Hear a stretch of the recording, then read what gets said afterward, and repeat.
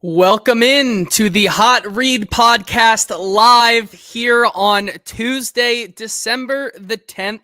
I am your host, JT Ruhnke, producer and writer here at Broadway Sports Media. You can follow me over on Twitter at JT_Ruhnke.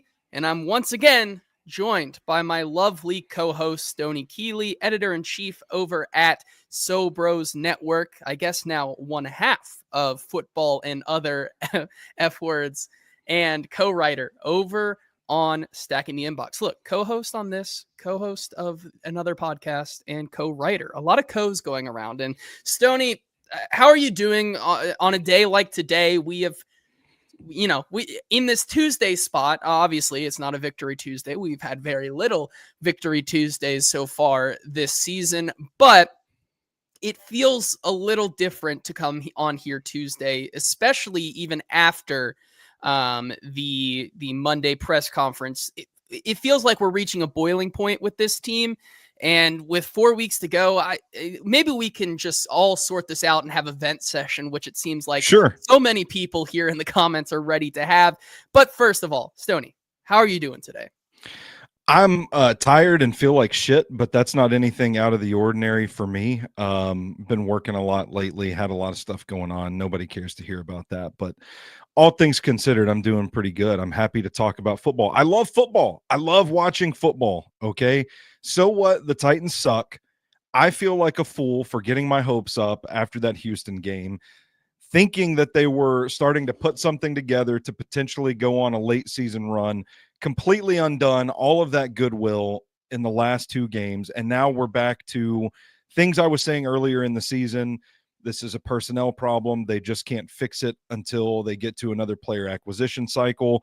There's one player acquisition cycle. Drink if you're playing the Hot Read drinking game.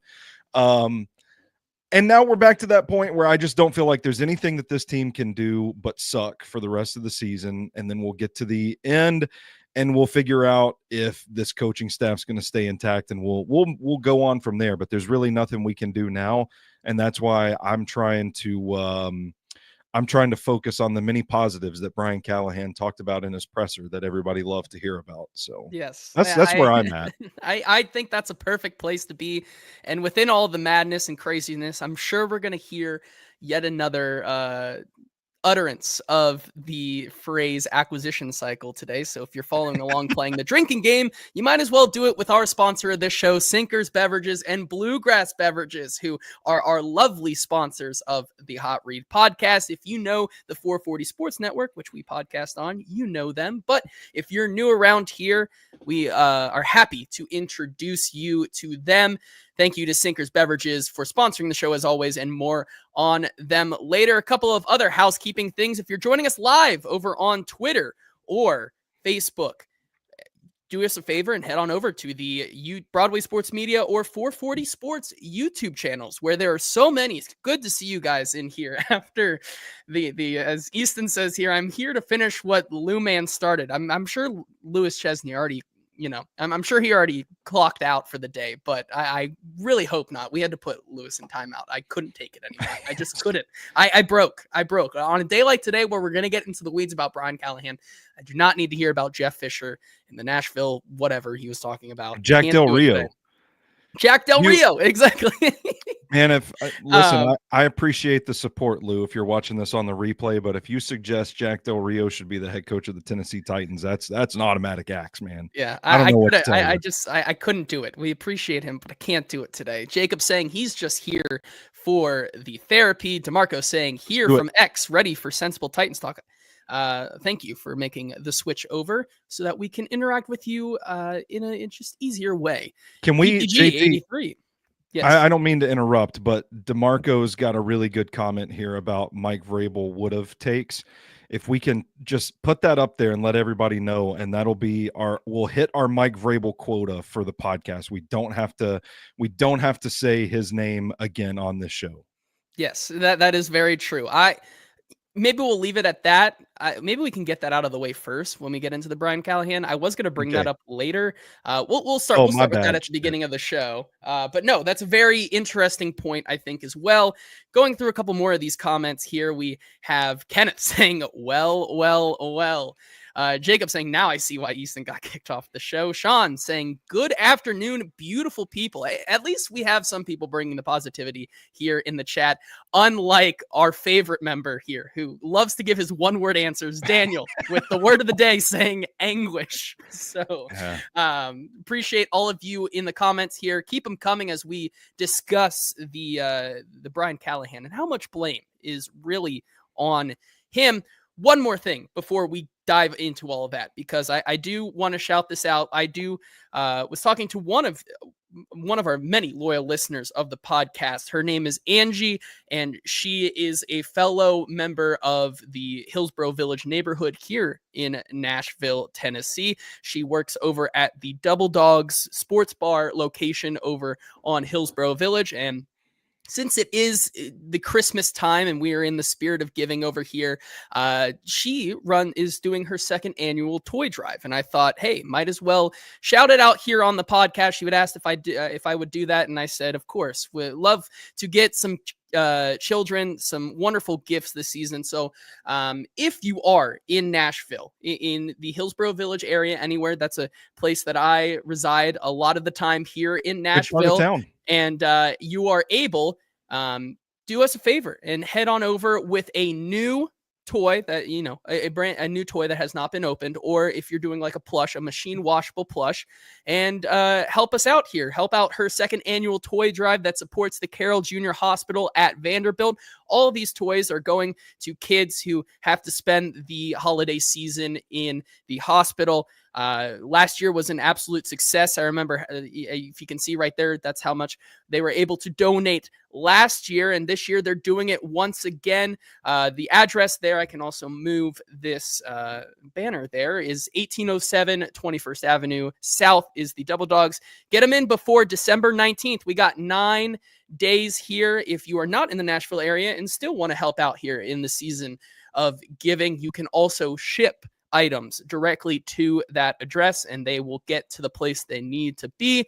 Once again, if you are in the Nashville area and are in the spirit of giving, do us a favor and help out yet another fan of the Hot Read podcast. Hot Read podcast listeners helping out other Hot Read podcast listeners, and in this terms also helping out children who have to unfortunately spend the holiday season in hospital. So I know I went over there earlier today and dropped my stuff off. So do us a favor if you are in the Nashville area and help us out there. So without, with all of that wonderful spirit of giving, happy holidays, getting us all, warm and fuzzy for the holidays, let's switch back to some Titans talk, because I'm sure that's what everybody wants to see here. And I do want to talk about real quick the Mike Vrabel angle of this, where it's like Mike Vrabel would have, I was thinking about this earlier today, and it's a scary rabbit hole to start going down, I think, because on one hand, it's not going to be the same OC or DC. The player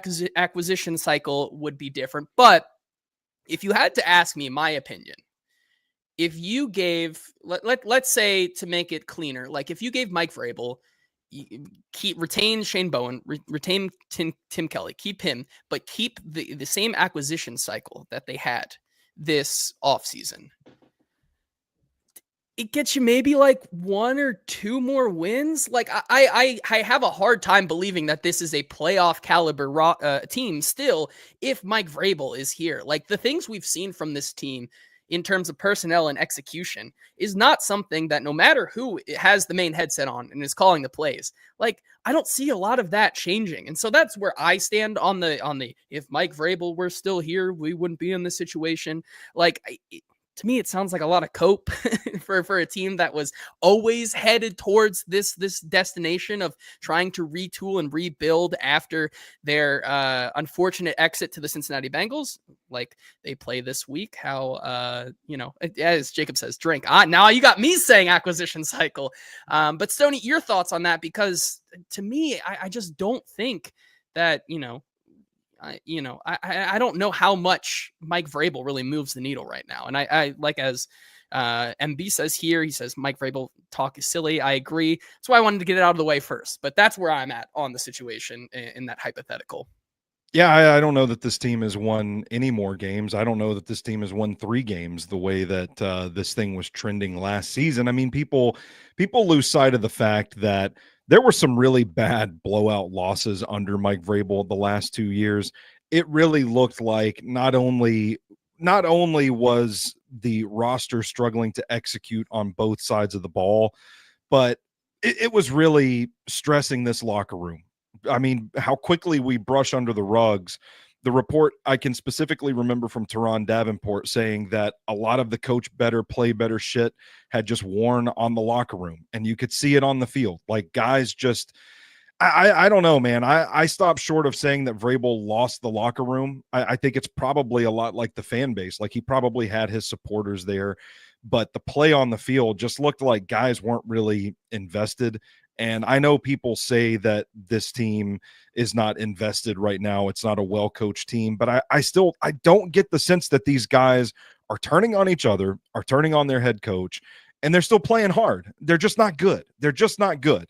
And when you have a roster like this, I mean, first of all, we can get into the intricacies of, well, they're probably worse because if we keep the same personnel, JC Latham's probably built more for a gap scheme than he is his own scheme, which was a lot of what Tim Kelly ran. So probably wouldn't have been as good of a fit, a really aggressive cornerbacks. We know Shane Bowen liked to give his guys the option to play off, and a major complaint of the last regime was how off the corners played on defense. So, I mean, there's some little things we can nitpick there, but to your larger point, I just don't know that Mike Vrabel was going to inspire this group of players to rise up and become a fringe playoff team or something like that. Like, let's just call it what it is, man. There's a lot of people that thought he was an asshole. I don't know Mike Vrabel personally. I'm not going to say he's an asshole, but there are a lot of people close to him that say he's a difficult guy to work for. That's going to wear thin when you start losing games. So I think it was right to do the refresh, and I'm okay with how things have turned out right now. I'm a fan of Brian Callahan. Still to this day, I'm a fan of Brian Callahan, and the Vrabel talk drives me a little crazy. Yeah, I'm on board with you. I think that also is just a very smart answer to the reason why things really with the same personnel would not stay the same. So I think that kind of edges the weeds there before getting into them. But like, I agree with you. Like, a lot of the things would be just philosophically different. And Paul Karski, PK, good to see you. Fellow member of the 440 podcast network here. He says they win Chicago. When I was talking about maybe they win 2 more games, I think the games I was going to point to, I think they win the Chicago game, and I think they win this game this previous Sunday against Jacksonville. Maybe the Jets, I could agree with you there. I can come around to that one, but I feel like, man, I don't know if they win too many more. And yes, there was an argument to fire him for sure, but if they were hiring this cycle, I do think that there is a little bit of pushback there as well. But does Mike Vrabel coach, if we talk about those games, just playing devil's advocate here, coming down to like a singular moment, it's just what the Chicago Bears game felt like. Are we confident that Mike Vrabel and Tim Kelly keep Will Levis from doing dumb shit that hurts the team? Because that would be my arguing point there, would be like, I don't know that I have faith. Like, I think they just, it kind of breaks even because Will Levis is still Will Levis. Yes, I'm with you there. But I think also to that point, the conservative kind of going back all the way. I mean, it feels like it was 30 years ago at this point, the Chicago game. Yeah. We've lived many lifetimes. I'm also glad that we said, let's not talk about Mike Vrabel too much today. And we've talked about him for like 10 minutes. Yeah. Well, last thing I'll say is like, bad. The conservative aspect of Brian Callahan's first game probably also did him in to that point, I think, as well. So like, even if Will Levis has that bad pick, like, they played so conservatively through the second half of that game that's not something I think Mike Vrabel does in the end. But I agree with you. I'd rather talk about the current head coach of the Tennessee Titans, and that's Brian Callahan. We'll move some things around here because I want to get into the weeds here. And I think there's two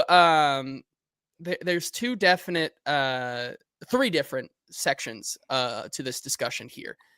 It's what Brian Callahan did wrong in this whole situation, what he's done right, and what Brian Callahan just simply cannot help. And I think that determines how much blame he really deserves for a lot of the ongoing troubles of the Tennessee Titans. And so I think you have to start with post game. And the thing that I think is the most massive wrong that you can point to is coming off of that game. You know, a game where you are going up against statistically the worst defense in the league in terms of rush EPA and EPA per play allowed and drop back EPA per play allowed. You look at the charts, which are free to use over at RBSDM. I believe that's Baldwin's statistical data suite there, free to use, and it gives you great charts. And so you kind of look at where the pack is on everybody, all the teams, you know, they're hovering right around a 0.05 to 0.10 EPA per drop back, just kind of in the middle of that chart. And then just like the Jaguars injury luck chart from a year or two ago, where they were just such a statistical anomaly all the way in the back and all the way at the bottom there. Same thing. The Jags are, they are dead last in terms of the rush EPA per play, the drop back EPA per play allowed. Like that, they are giving up massive chunk plays in a lot of these games. And what the Titans were able not to do on Sunday was generate a lot of those explosive chunk plays that we've seen them kind of be able to unlock with Will Levis over the past couple of weeks. And so when you end up only scoring 6 points against that defense, and then you come out and the first thing you say is a lot of positives, that's just not the thing you can say. And I get it. He's a first-year head coach. He's learning through this media landscape, but that's just something that you really can't do, in my opinion. And I think that's one of the biggest things that has kind of snowballed this entire discussion. Would you agree? Yeah, I think it was a pretty catastrophic misstep from Callahan, because people just don't want to hear that right now. And I mean, this fan base is angry. They're 3-10. And I don't mean this is going to sound snobby, and I don't mean for it to sound snobby, but like, fans aren't watching the film. They're not watching the game 5 times every week. They're not in practice every day, seeing all this stuff. They don't understand when you say there's a lot of positives in the game when you just lost, scoring 6 points, couldn't even find the end zone against arguably probably the worst defense in the NFL. And people were like, oh, well, Josh Hines-Allen and Trayvon Walker, they got these 2 edge pieces. Brothers, if y'all were watching tape, these 2 edge rushers were borderline invisible the last couple of weeks, and they woke up against the Tennessee Titans. The Titans provided them a spark to look like what we thought they were. So, like, you see all this stuff, you watch it, eye test, watching the game, and then the head coach goes into the press conference and says, well, there are a lot of positive things. Man, we don't see that right away. And so you're kind of souring your fan base on you even further by making such a statement. And I don't know. I don't know if it's PR training, if it's media people, but somebody got to step in and say, hey, brother, you can't say that right now. These you might be right. And I do think, for the record, Brian Callahan is right. I haven't finished the tape. I've still got the 4th quarter to go. But from what I've watched so far, there is plenty of positives on tape, and I've got them written down. I've got plenty of notes. But when the results are the results, you got to be a little self-aware. You've got to have your fingers on the pulse of the fan base a little bit and understand you're not going to do yourself any favors by going out there and starting off after that loss with there's plenty of positive things in today's game. So I think people are kind of making a bigger deal out of that than it probably needs to be made. I mean, there's probably people talking about it this week that are more or less just leaning into the anger of the fan base and doing it to drive clicks, to drive viewers, that sort of thing. but it's still a misstep, and it's something that I think it's a point you can look at Brian Callahan and be pretty critical of and say, man, that ain't it. You gotta learn from that and know better next time. Yeah, I definitely agree. And there were a lot of positives. We will get to them. And hopefully we'll save some of you like Eddie, where he says positive Stoney is what keeps me going in these trying times. And we'll get to all the Always things finding the positive. that they did very right. As I don't know why they won't let me take the comment off. There we go. You can leave it up. I'm fine with that. It's a nice comment. Great. But I do think that despite obviously them losing this game on 2 plays and 2 plays alone, which were the 4th and goal attempts. Like if you merely, like, it's crazy to think about, but like you kick field goals there and you end up with a 12-10 victory, which I don't know how much better we would feel about that either. But at the end of the day, that's 14 points that you just kind of squandered away. And so I do wonder, you know, at least with the decision making on that, I think there's a lot more factors into that where I can't exactly, you know, point to it at being a wrong for Brian Callahan, right? And, you know, there's a lot of things that we'll get to about Will Levis, especially in this offense and how much he had to play into them not being able to score on there. But I do agree with you, Stoney, that despite how bad the Jacksonville Jaguars defense was on, or has been statistically, they played to some strengths on Sunday to really keep the Titans at bay. And this is something I asked Nick Westbrook-Akine after the game. I said, you know, you guys have been really able to unlock a lot of explosives over the past couple of weeks. And basically going into the 4th quarter, their biggest gain, I believe, was like 18 yards on a pass play. And that was it. Like, we had not seen anything really get going for them. And I asked him what kind of was the disconnect, or, you know, what exactly were they doing that made it so hard for you guys to get that going? And here's what he had to say about that. I mean, there were a few, right? But I feel like also part of it, you know, we were moving the ball in the run game. It doesn't always look as pretty, but it was working. You know, we had some good drives. We had that 95-yard drive, opening drive. I mean, I don't even remember. We might have had like 1 pass play and it was a bubble. But we were moving the ball. And so, I mean, it's different game to game. Game plans change. I think we had that advantage in the run game, and so we were using that. The issue, or the difference, was just not getting the ball in the end zone once we got to the red zone in that strike zone area. Yeah, the issue, not getting into the red zone, or not getting it into the end zone when you're down there. And he said a lot of good things about the run game. The run game was very dominant for the first part of the game against the Jacksonville Jaguars. You felt like you were able to kind of move at will at times. And so that brings up the counterpoint, especially on like those 4th down tries. And when you're in the red zone, it seems like they kind of got away from the run at times down there. And that's something that I think is part of the learning curve with Brian Callahan. And, you know, how much of that is on him to kind of ride the hot hand in Tony Pollard. I personally thought that they could have used Tony Pollard a lot more in those situations, just given how we've seen him find success on kind of ripping off big runs and using his elusiveness and speed to make plays that he otherwise probably doesn't have.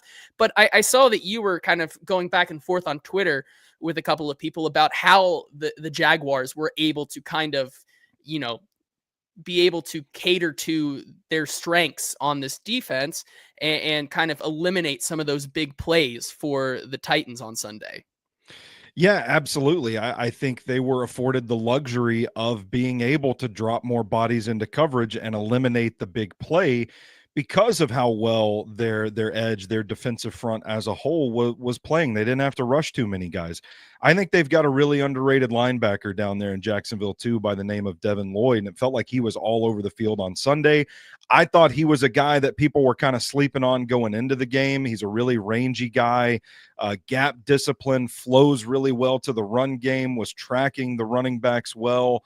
And when you've got a front like that where you know you can kind of you've got contact there. You can get to the quarterback. You can get to the running backs. I know the run game was working pretty early on in the game, and in my opinion, large part to the personnel groupings, basically having 2 right tackles on the field for the first couple of opening drives there. But I think when you can get home and with like just your basic standard, your base front, it allows you to drop more guys into coverage. And I think that's a lot of what the Jags did. I also think Tyson Campbell had a pretty damn good game. I think he forced a lot of tight windows on receivers down the field. And the thing we saw was not necessarily that Will Levis was inaccurate on a lot of those throws, but man, he's so hesitant sometimes. And we've talked about his propensity for locking into his first read at various points throughout the season. We've talked about his ability to go through his progressions. There were times when it looked like the window was open, where if the ball had been placed perfectly and timed perfectly, you can beat the coverage, even with Tyson Campbell barreling down on your wide receiver. What happened when when Will Levis held onto the ball, even for just a split second too long, to look a little hesitant to throw those tight window throws, is that it allowed Tyson Campbell to get back to the play. And we saw other, I can't remember his first name, Brown, had a couple of plays like that where, like, if Levis isn't getting the ball out quickly enough, if it's not arriving to the receiver at the moment they're becoming open on those plays, then it allows those defensive backs to get in and slam the door shut. And that happened several times as well. So, I mean, hats off to the Jags. They played a good defensive game. And you're talking about this as the worst defense in the NFL potentially, but they really seem to just be unafraid of the Titans downfield game because they felt they could get around the quarterback and they could, tackle in space and they could force tight window throws, and they did it. Yeah, I definitely agree with you there. But once again, it doesn't, Callahan saying that there are a lot of positives after that game, even though the Jags played a good game, it's still just the optics of what you're going into. Sure. Kind of been on a roller coaster over the past 14 days between a really great win in Houston to a kind of stunning loss to the Commanders where they run all over you. There was a lot of talk about how you bounce back after that week. And it's safe to say that the Titans simply were not able to bounce back. Now, is that a Brian Callahan thing? And, when you go in and you say a lot of positives after that, it's hard to see, you kind of get the angle of what message he's trying to send, especially with his team continuing to struggle, even when they weren't able to bounce back. However, I do think that the positives were still outweighed by what Callahan said later in the press conference, where he said, at the end of the day, there were positives, but nobody gives a shit about that because of the outcome of the game. And I think that's where Callahan was right. Like we just talked about, like, you can't say that. Like if Brian Callahan said there were a lot of positives, but nobody gives a shit about that because so-and-so, and then went on. Like, are we having a different discussion today? Like, is the optics not that bad then? If he follows up what his main message was at the end of that post-game press conference, right after he says a lot of positives, like, I think we may be looking at it in a different light, maybe. Probably, yeah, because I don't know. It might still get clipped with just that phrase out of context, and shared, and it goes viral. But I think, if you watch the press conference, you probably feel a little bit differently about that statement than what he actually said, for sure. Yeah, I think so. And so we'll talk about some of the positives here.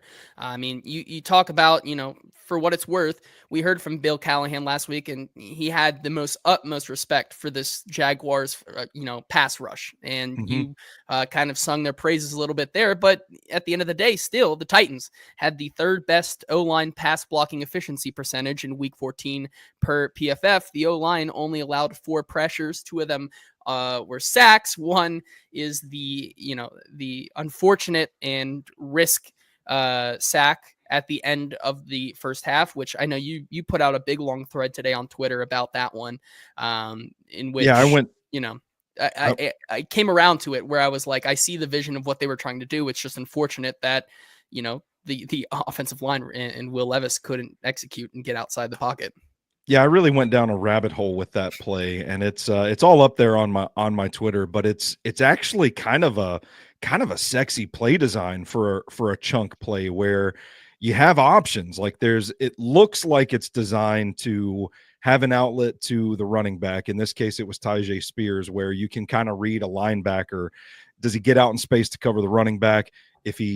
Or is he even aligned there at all? If this is like max Hail Mary protection and they've got another body downfield, you've got that running back open. And if you send 4 vertical routes, suddenly you've got a wall of blockers in front of you. Maybe you can make something happen by getting the chunk play by taking the underneath stuff. But if it's not there, you've got one of the 4 receivers breaking out with 3 other blockers downfield as well.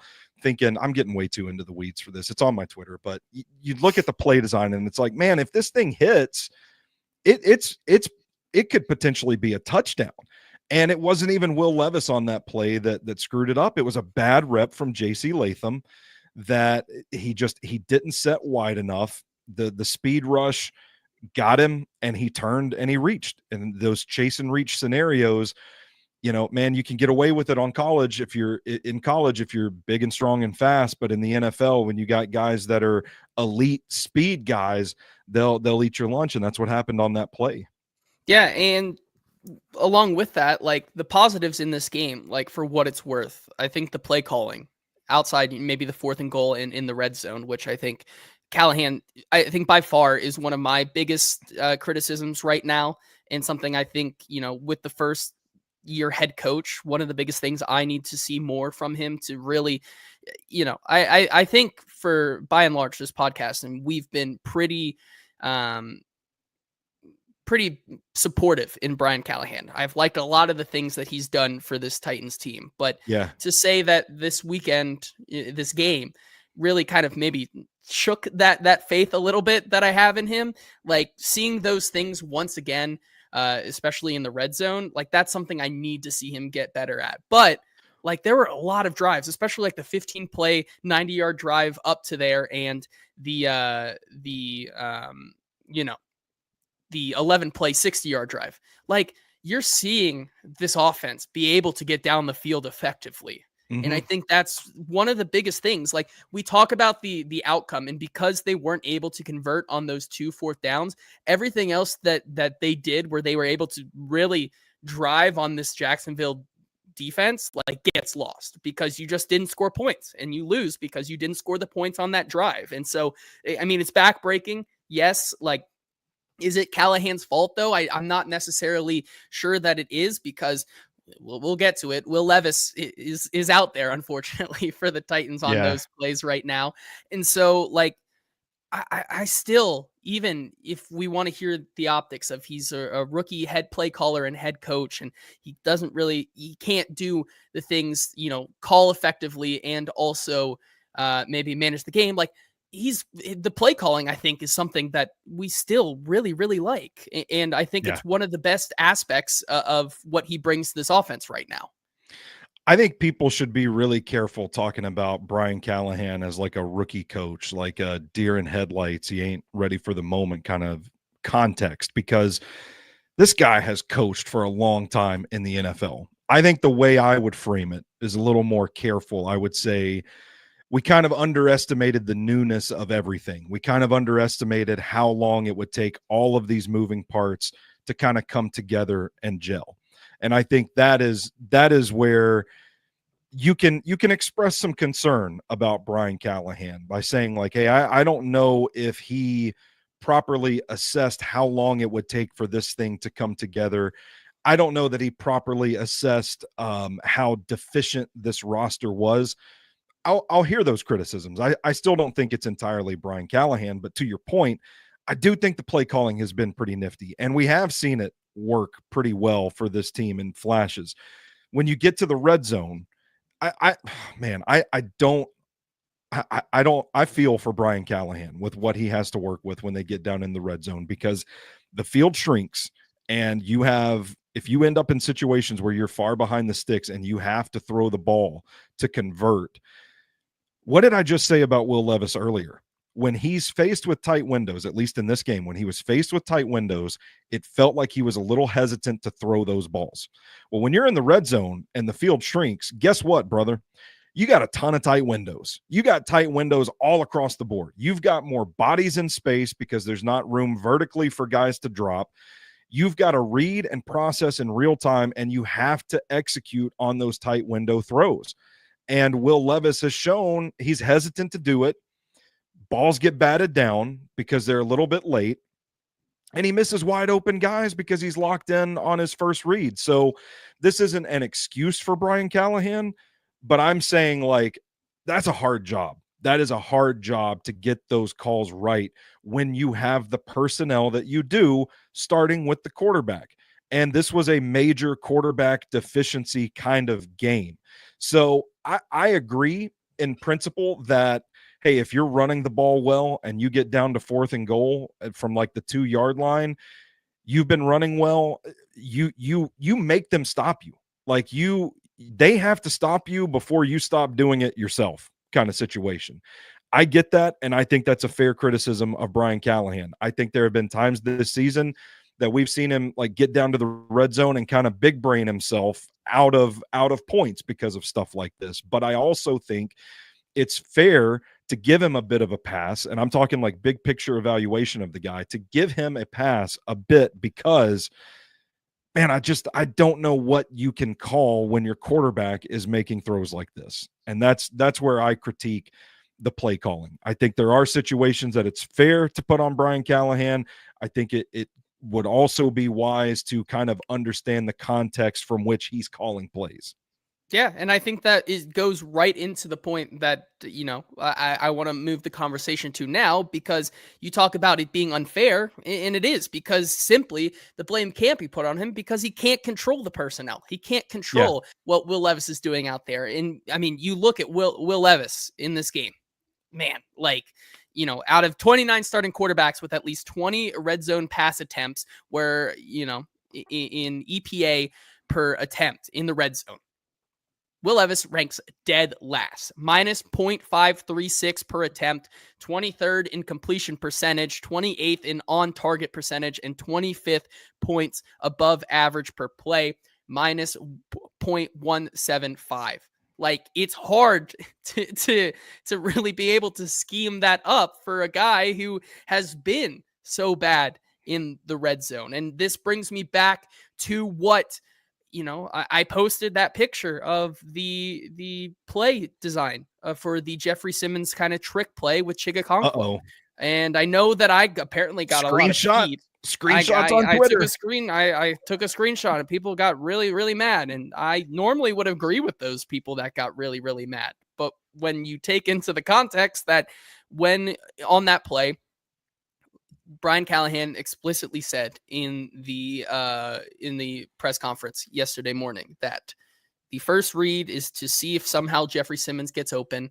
If he's not, it's immediately the Chig.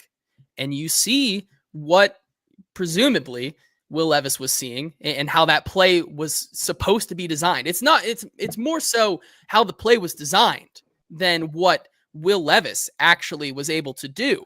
It is what Will Levis didn't in terms of execute on that play, which is go right to Chigakonkwo on that one. And he simply just wasn't able to do it, especially when you probably go through that play and you have that in your wheelhouse. And then all of a sudden, to not know that Chig's supposed to be that read there when he's so wide open is just, I think, an indictment on Will Levis, as Stoney comes back here after having his camera off. Was it the cat? My fucking cat just pulled the damn plug out of my computer. Get out of here. Don't look at me like that, little shit. Literally just reared up on the desk and pulled the plug out of my camera. Yeah, I mean, hey, I figured that's what happened. However, like I was saying, it's more so that it's not necessarily that Levis simply didn't see him, but it's the fact that play, when you run it in practice, like, to run that play, know that Shake's supposed to be the read, and then not able to execute down there for Will Levis. I think that's the biggest indictment for me on him in what was his worst game back since injury. Yeah, since I only heard about half of what you said, the only thing I would add is the late throws to tight windows, late processing.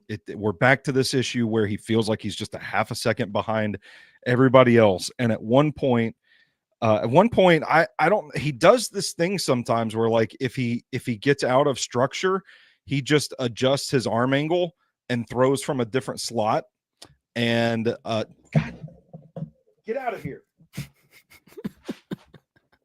We have some cats trying to. This is crazy, man. I don't know. I just threw a notebook at him and he left. Your cat certainly I don't think is a Brian Callahan fan. I think he's trying to take us off the air because he's not a fan of Brian Callahan, it sounds like. Yeah, he's never done that before. I don't know. We're gonna have to have a talk. We're gonna have to have a sit down after this show.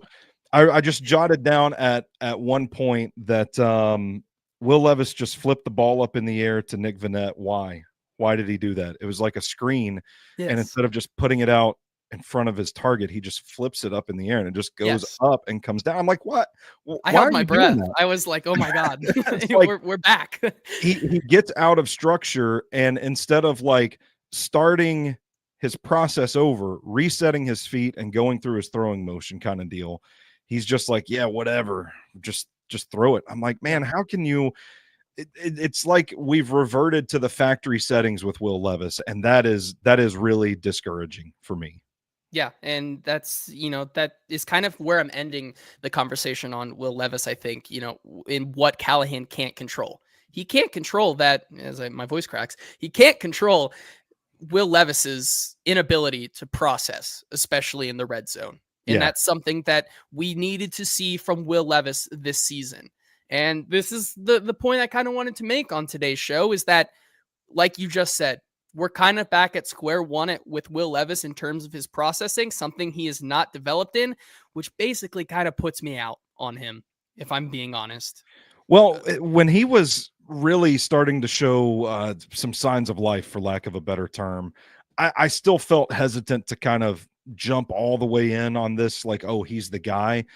Even then I'm thinking, okay, well, best case scenario, he develops into a guy that you can use in 2025 to keep building the team around the quarterback position. But I don't know, man. I always kind of had it in the back of my mind that we might be at a point where it's too little too late. I mean, he only has a handful of games left to show some really significant improvement to erase any doubt that he can be the guy at this point. And while he was heading in that direction, I still thought, I don't know if he's getting good enough quickly enough to really cement his status as the guy. And now that you go out and you put a stinker on film like this one, I don't know, man. I'm trending out as well. Yeah, and Jacob, I think, comes back here and he says it starts with a P and we all hate it. And I assume he's talking about patience. And it's hard to, but player acquisition cycle. Also, there's a lot of P's it could be. I'm going to go with P because I think it fits my narrative right here. Like, as much as I want to have patience on a guy like Will Levis, the fact that we've seen this him revert to kind of his normal self, the same problems on tape that he had when he came out of college. Like, I just don't know, Will Levis just, it makes it hard for me to really be in on the guy at all and have patience when he continues to revert every 4 games or so. I think I feel like that was a bit of a Freudian slip there, JT, when you said reverts to his normal self. Like, stop and think about that. If he goes back to his normal self, like, maybe that's just what he is. Yeah. And the moments of good are what is outside the norm. I think that's, more likely than not the case. And it brings up a point that everybody's been talking about here in the chat. Just where do you go from here? Right. And I think that's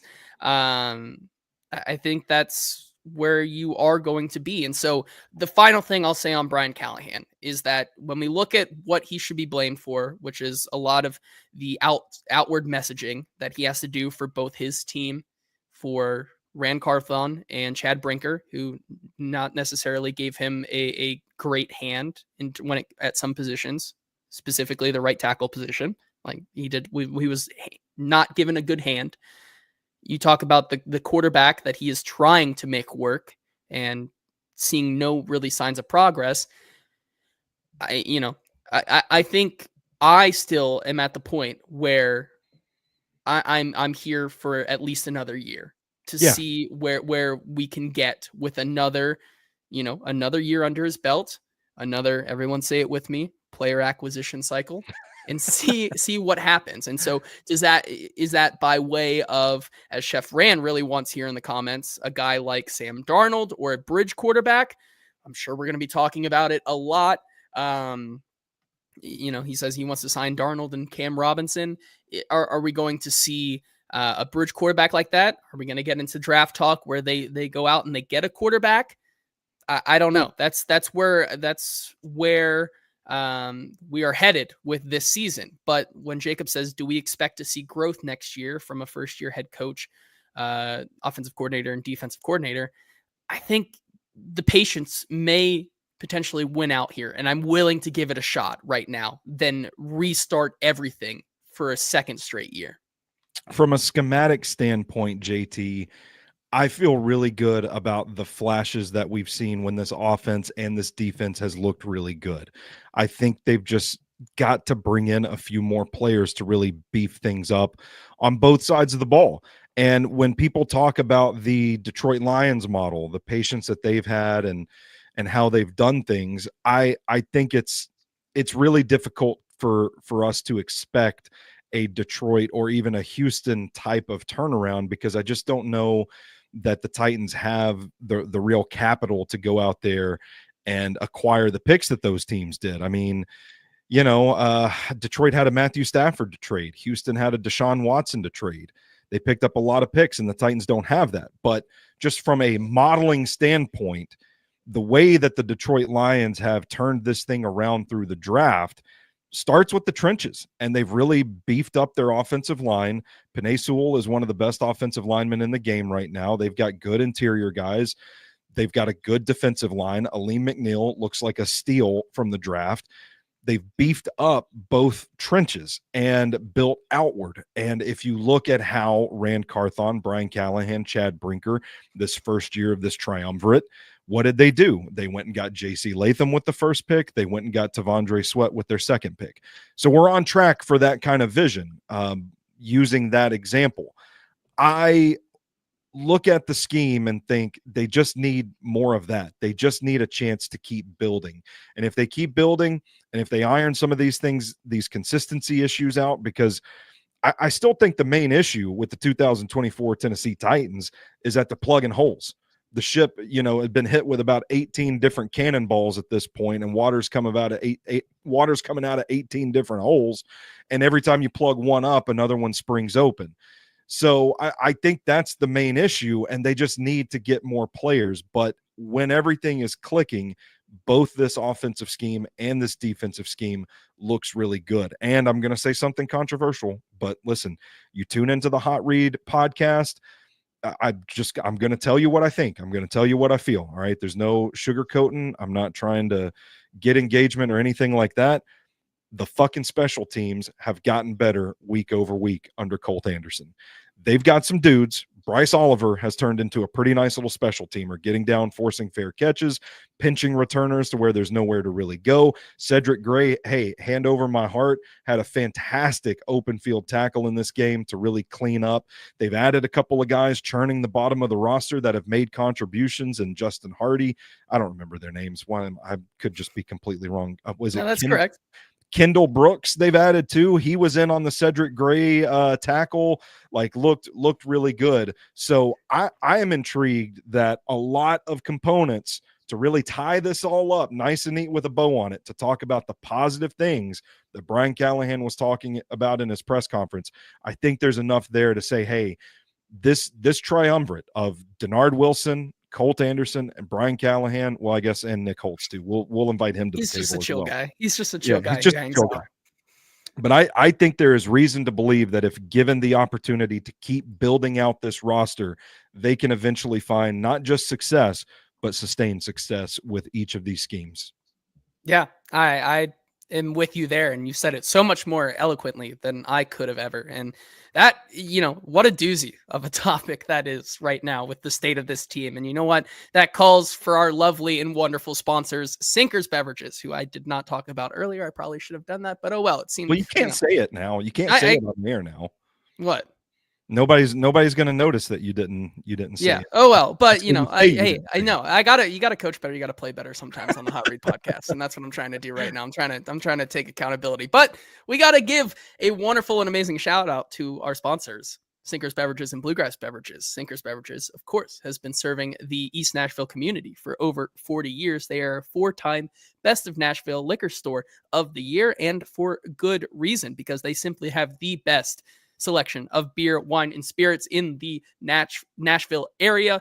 Got to check them out. And when you do, go over there and sign up for their in-crowd for special benefits, promotions, bi-weekly tastings that you can only know about or be a part of if you join their in-crowd. Got to give them a follow as well on social media at SinkersBev on Twitter, sinkers.nashville on Instagram. And if you can't make it out there, no worries. They've got you covered. Simply search Sinkers on Uber Eats, and they deliver the booze to you so that they drive, so you can drink responsibly. Also got to give a shout out to Bluegrass Beverages, who over in Hendersonville, who have been serving that local area for over 50 years. Thank you to Sinkers Beverages and Bluegrass Beverages for sponsoring the show. And I do like this idea. Viso says, since we have an I'll Drink to That sponsor, I believe the Music City Audible Boys do a I'll Drink to That segment over on their show or something like that. Could we perhaps have a Hold My Beer sponsor for when the Titans do something even worse than we thought was possible? And sure, why not? Like what would the Hold My Beer moment from this past week be? Oh, it's Will Levis missing Chig on that fourth down play. Like that's it. Or the JC Latham on the Hail Mary, or NPF. We could just keep listing them. NPF losing to that hip sync. That I think it was Jerry and Jones. Like it's on tape at many points this season where if you just like sink your hips and get down below NPF's pad level, you can get around him because he's just cooked. He's slow to react. He doesn't reset. And gave up a sack on that play. So, I mean, any or all of them could be the Hold My Beer moment. Yeah, I love that right there. Let's get to a couple of people's comments here because you guys have been so wonderful and amazing today in a post-Lewis Chesney world. Getting in the comment section here. I'm sorry. We talk about, Eddie says, who isn't Will Levis? Drew Aller. Oh, baby, let's go, Eddie. I don't know. Let's go. I don't know about that I'm ready one. for it. We're getting closer and closer to draft cycle, and I'm so stoked and excited for it once again. But we do have a little bit more Titans football to talk about. But Kenneth says the reason why I'm rooting for a tank now isn't because I want the Titans to draft a quarterback. It's because I want Rand Carthon to have the most leverage possible to turn this mess around, quarterback or trade pick. I do agree that this draft right now, the one we're going into, is the start of the defining start of the Rand Carthon. And it may be a very short start and finish, but I think for better, for worse, you can now look at this draft upcoming and say, the ghosts of John Robinson's past are gone. Mike Vrabel is gone. There's no more excuses. Like it's nut up or shut up time. And I think that's where I agree with you, Kenneth, that like quarterback or not, like Rand's got it. This is Rand's now to do. There's no more excuses of past players and everything behind him. Like, I think now's the time to go at it. I think 2024 was a fresh start with a new regime. You're on even ground going into the season, going into the cycle, that sort of thing. And now you've dug yourself quite the hole that you're facing some adversity. And now it's time to dig yourself out of this hole, to start getting out of this hole. And if you don't do that, I think there will be some pressure. To Kenneth's point, I don't know, man. I kind of want one of these edge rushers. Like if they stick and pick and end up with Abdul Carter, even like James Pierce is starting to flash a little bit. I don't know where they'll be at. Probably a little too high for Nick Scorton out of Texas A&M, but I think they need both. I think they need a speed guy and a power guy. So why not get one or the other if you miss out on Carter. Yeah, I was I drawing a agree. blank on his name for some reason. Man, I'm like, Yeah, brain fog. we've had quite the episode today, so that makes sense. You know, the Titans could pander to Vols fans by taking James Pierce. I think That's that's true. definitely going into their equation here. MB giving you some of your flowers, saying you were the first. You were one of the first guys that I've heard this week that has correctly put the blame on Latham. I'm assuming he's talking about the Hail Mary play. Yeah, good job, Stoney, for getting the correct, Man. no fake news out there. So love to see it. PPG saying, am I crazy if I want to see the same staff one more year? All rookie coaches this year. Maybe one more year is not crazy, except for special teams. I don't think you're crazy at all. And I know Paul Karski was giving you crap earlier saying, well, they're not all rookie coaches. I know what you mean, PPG. The first time in these positions. I get it. I understand. So hey, I think it was a valid point from Paul that I agree with. I don't think it's fair to call them rookie coaches. I think you got to frame it in a way that's a little different. Like they're inexperienced together. They're still trying to come together as a unit. And I personally am with PPG 83. I want to see them come together as a unit and see what they can accomplish then. Yeah, I agree there. And so we'll end on this note, because I was going to start the show with this, and then we had the Mike Vrabel talk that kind of derailed everything, and it's all good. But hang on a second. Can I empty the clip on my notebook real quick? Oh, yes. I'm so sorry. Yes. I don't want to steal your thunder and let you have the final thought. And then I'm like, oh, hey, wait, but all this stuff. I'll be quick this time. I promise. No, you got it. Yeah. Positives. Okay. Yeah. We'll list some of these. Team run defense. Okay. They got back to defending the run with pride. The defensive front was great. Those two linebackers, hey, tip of the cap to Otis Reese and Luke Gifford. I know their PFF scores weren't all that great. I'm watching the film thinking, I don't know what the hell PFF grades these guys on. I thought they answered the bell. They really rose up. They played well. Team run defense. Defensive line clogging lanes, linebackers fitting gaps, and the DBs in the secondary quick to identify run and come up to support. Really good team run defense. I mentioned special teams. Tony Pollard, man, we are fortunate to watch that man run the football. Peter Skoronski is really starting to evolve as a guard. He was really automatic. Pulling, hitting the edge, flipping those hips to seal that backside run lane. It was fantastic stuff.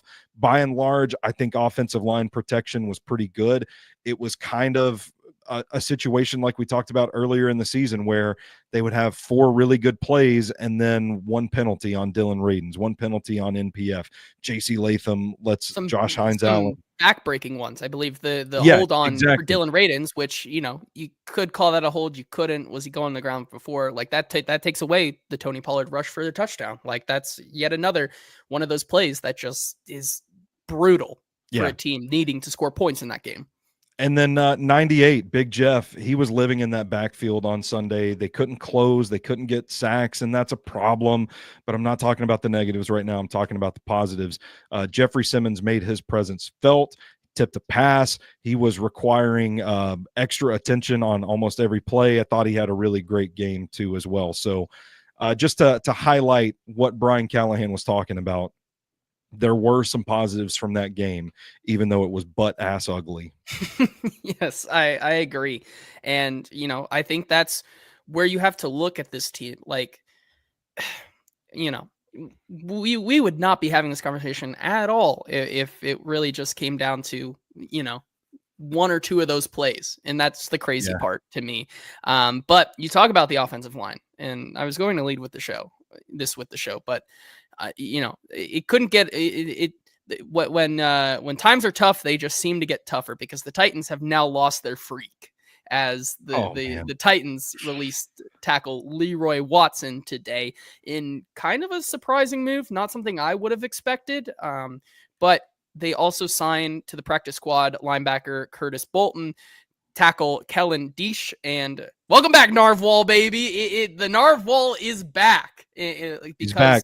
I guess there was a report earlier today, I believe from Mike Garafolo, that Nick Folk is now dealing with an injury. So it sounds like we'll have to see where he's at, but it could be a Narwhal versus Cade York off this weekend against the about that? Cincinnati Bengals. That should be interesting. But the big one here is that this once rotation of tackles continues to get slimmer and slimmer, as it seems the Titans, who, by the way, paid a 7th round pick for this guy, seem to be all but done with Leroy Watson. Maybe he'll be back on the practice squad. I don't know. But, today it was kind of a surprise to see him be released. Yeah, listen, we'll have a moment of silence for Leroy Watson after the show. You don't want to do it on the show because I don't know if you guys know this, but radio silence is bad for podcasting and audio platforms.